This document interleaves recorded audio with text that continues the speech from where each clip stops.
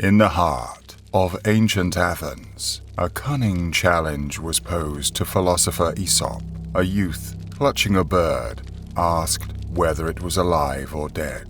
With unmatched wisdom, Aesop declared, "The answer lies in your hands." Like the fate of that bird, many of life's outcomes are shaped not by what happens to us, but by how we respond.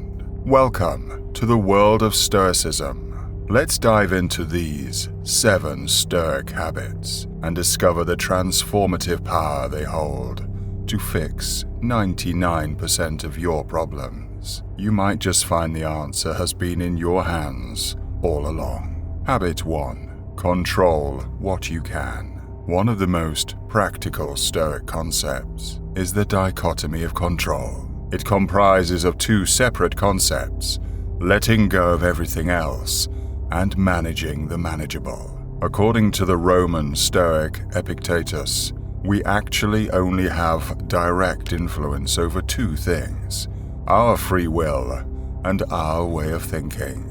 Everything else is out of our direct control, including our physical well-being, the past, what other people think of us, and the results of our actions. The key idea is that depending on whether or not something is under our control, we should approach it completely differently.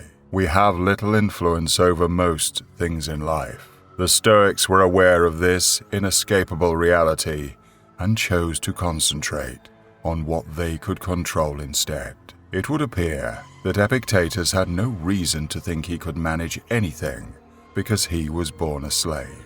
He even endured a fractured leg because of his master, which left him permanently disabled. He didn't let any of that define him, though. Even if he had no control over his possessions or even his own body, his opinions, wants, and dislikes were still his. He had ownership over that. We need to develop a detachment from everything else and concentrate on controlling the controllables. Epictetus famously argued that people are bothered by their perceptions of events rather than actual facts. So, learn to let things go that aren't in your control and take charge of what you can control.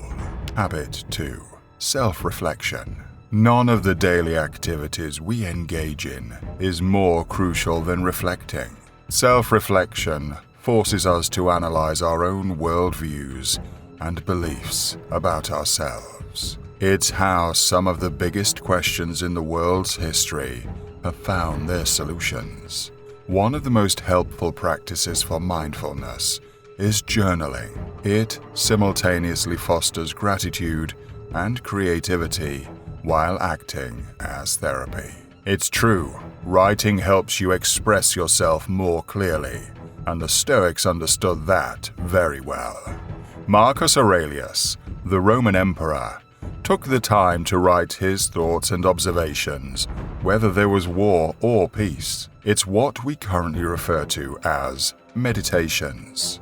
While Aurelius's knowledge still influences people across the globe, it's obvious that he benefited most from his own writing and ideas. Anyone in his situation would have turned into a tyrant, but his journal provided him with a clarity of thinking and accountability that kept him moral. Spend some time journaling. It's not hard at all, and the benefits are many. Habit 3. Rethinking obstacles. Aurelius once said, "While it's true that someone can impede our actions, they can't impede our intentions and our attitudes, which have the power of being conditional and adaptable."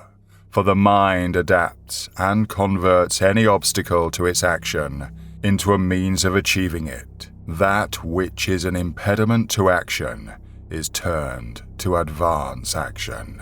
The obstacle on the path becomes the way. Focus on that last line. The obstacle becomes the way. Seneca, a Roman Stoic philosopher, offered timeless guidance on how to accept the transient character of life and go about living fearlessly. How do we get rid of the worry that, whatever we end up doing in our short lives, we're not making the most of it? How do we prevent existential anxiety and despair? Seneca believes that our complaints about how short life is aren't truly justified because they don't really reflect the reality of our circumstances, but rather our flawed attitudes and reactions to it. So, life itself is not brief.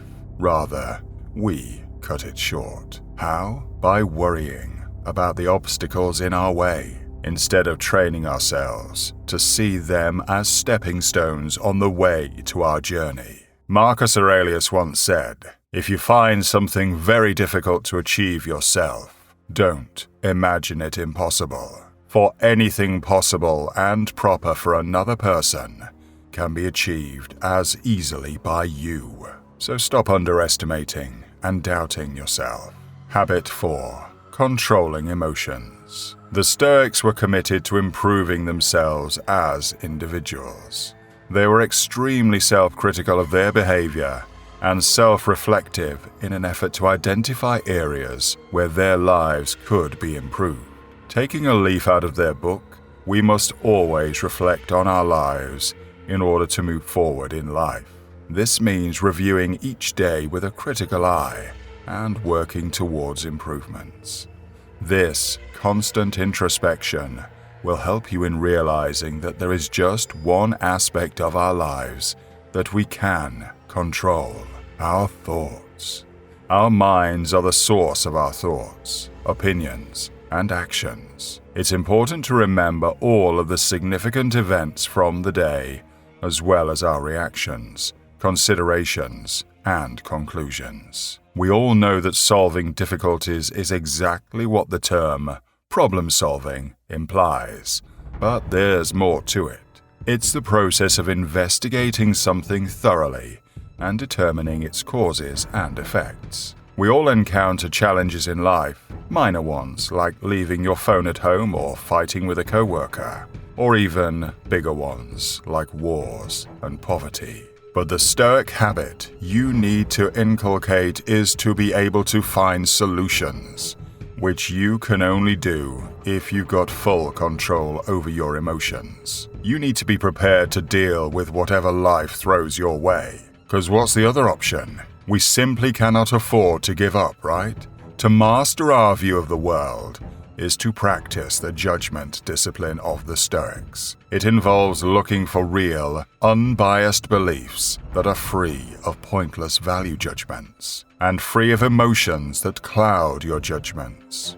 Epictetus spoke about how our reactions disturb us, not the events that happen. For instance, anger. We are urged by Epictetus to understand that we have the freedom to decide how we will perceive and react to our experiences. We can learn to alter our judgments and how we feel by developing better self-awareness and emotional intelligence. You can do that by taking a minute to pause and think before reacting. Do this so you can make room for reason and take into account the underlying judgments that are motivating your feelings. Then, keep a check on the assumptions and beliefs that support your emotional responses. Consider whether these are correct, beneficial, or consistent with Stoic ideas. You also need to develop self-awareness through mindfulness and self-reflection exercises. By doing so,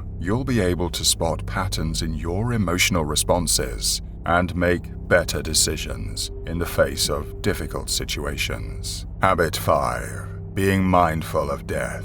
Nothing we do has any significance in the big picture. It's a grim realization, but it's the harsh truth. Every one of us views the world as though it revolves around us. That gives the impression that we are more important than we really are. But in reality, this perception only exists in our brains. Everyone around us carries themselves in a similar manner, but ultimately, none of us matter. Even the most brilliant individuals, like Newton and Edison, were eventually reduced to a footnote. Memento mori is a Latin phrase for remember you must die. This reminder is meant to inspire, encourage, and clarify, rather than to be morbid or incite fear. In Meditations, Marcus Aurelius wrote, "You could leave life right now. Let that determine what you do and say and think."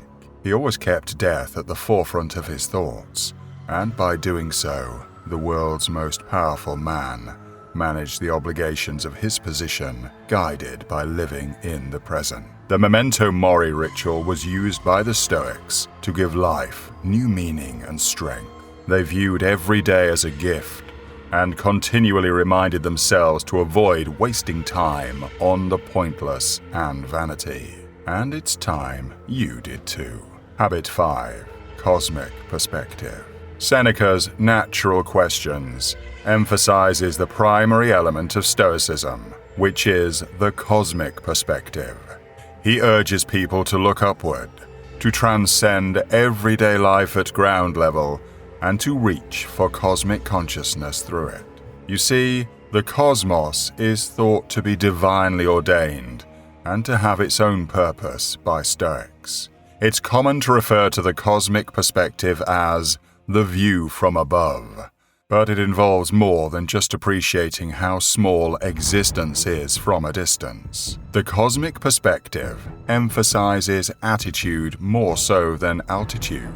It could be helpful to remove ourselves from the triviality of some troubling situations by seeing ourselves zooming away from the earth, literally. The ultimate aim of Stoic practice is not to turn away from or lose interest in difficult experiences.